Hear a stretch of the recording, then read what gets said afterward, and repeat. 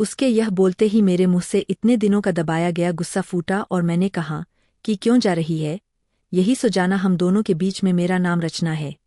आज मैं आपको मेरे नेचर के ऐसे पहलू के बारे में बात करने वाली हूँ जिसका मुझे भी पता नहीं था। कहते हैं जीवन में अच्छा दोस्त मिलना बहुत मुश्किल होता है, पर मेरी एक बेस्ट फ्रेंड थी, दिया। ऐसे वैसी दोस्ती नहीं थी, बहनों से भी ज्यादा प्यार था हम दोनों में।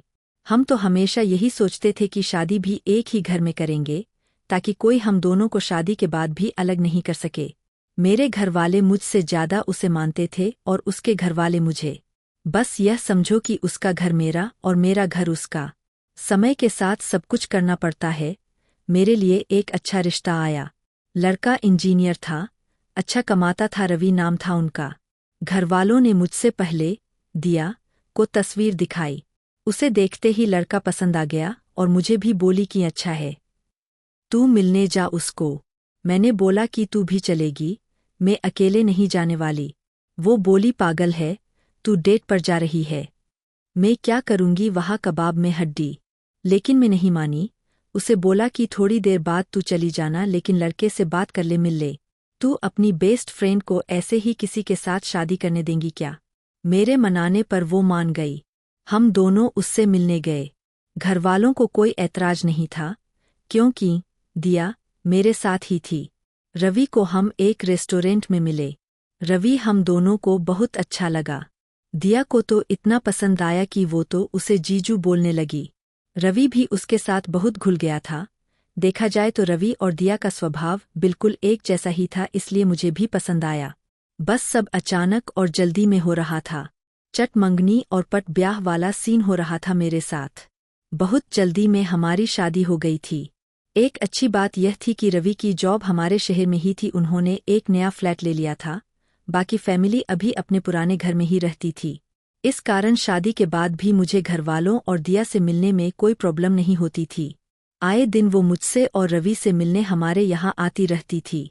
शादी के अभी 5 महीने ही हुए हैं।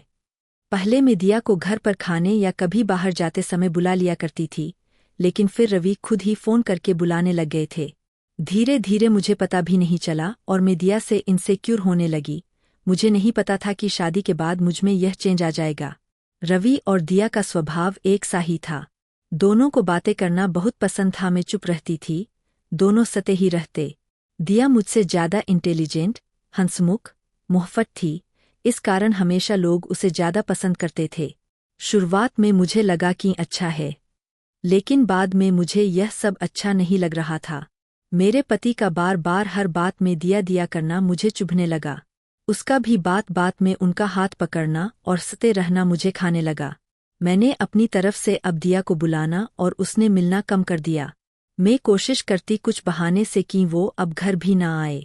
एक शाम अचानक ही वो और मेरे पति साथ में घर आए और बाहर डिनर का बोलने लगे। मैंने कहा कि मेरी तबीयत ठीक नहीं है। दिया बोली इसका हमेशा ऐसा ही रहता है, बोरिंग घर में रहती है, इसके लिए कुछ पैक करा लेंगे, चलो जीजू हम दोनों चलते हैं। उन्होंने मेरी तबीयत भी नहीं पूछी और दिया के साथ बाहर डिनर पर चले गए। उस दिन मेरे कलेजे पर जैसे सांप लौट गए थे। मेरे साथ यह क्या हो रहा था मुझे नहीं पता था, बस मैं इतना जानती थी कि मुझे यह सब अच्छा नहीं लग रहा था। रात जब वो घर आए तो मेरा पारा चढ़ा था। वो तो आए ही, उनके साथ दिया भी आ गई। दोनों अंदर आए और मेरा खाना टेबल पर रखते हैं। दिया कहती है कि अब मैं जाती हूँ। उसके यह बोलते ही मेरे मुंह से इतने दिनों का दबाया गया गुस्सा फूटा और मैंने कहा कि क्यों जा रही है, यही सो जाना हम दोनों के बीच में। दोनों की हंसी रुक गई। दिया को पता चल गया था कि मैंने मजाक में नहीं बोला है।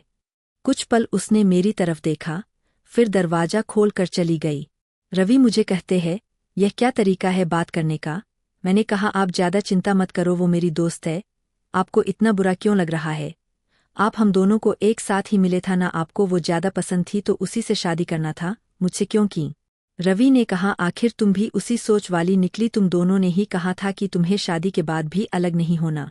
अरे पक्की दोस्ती थी, तुम उसे साथ लाई थी, उसने कहा तब तुमने मुझसे शादी की।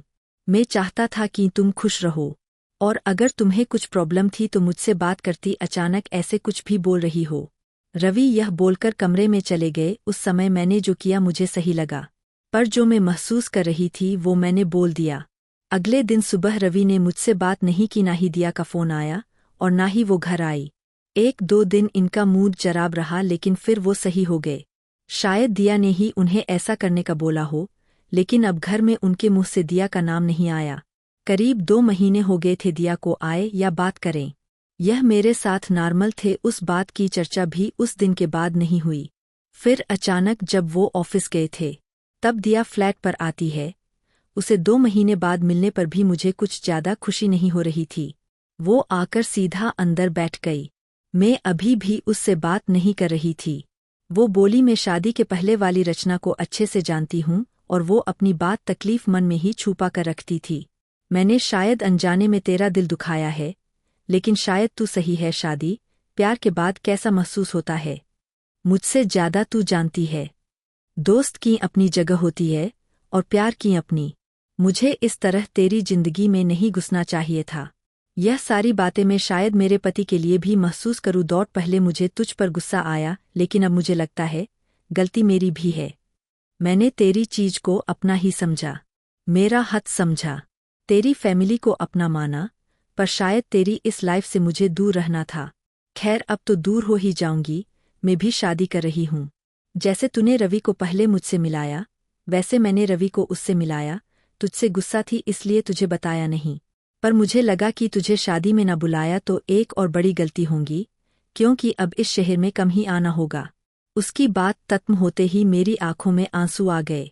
वो सब कुछ जो मैं फील कर रही थी, पता नहीं कुछ ही सेकंड में कहाँ गायब हो गया। गले लगाए बिना उसे मैं नहीं रह पाई। उसको रोते हुए मैंने सॉरी कहा। वो बोली, सॉरी मत बोल, मैं शादी कर रही हूँ, फिर बताऊंगी कि कोई मेरे वाले के साथ अगर ऐसा करेगा तो कैसा लगेगा। आखिर उसकी शादी का दिन भी आ गया। जितना वो मेरी शादी में नाची थी, उससे ज्यादा मैंने उसकी शादी में धमाल मचाया। अब भी हम अच्छे दोस्त थे और हमारे पति भी बार बार, लेकिन अभी भी वो मुझे मजाक में ताना मारती है। कहती है, नहीं मैं दोनों के बीच में नहीं सोऊंगी, चिंता मत कर। पर मैंने एक बात सीखी कि अगर दोस्त से कुछ प्रॉब्लम है तो उससे बात करो, वो अगर आपका सच्चा दोस्त होगा तो समझेगा।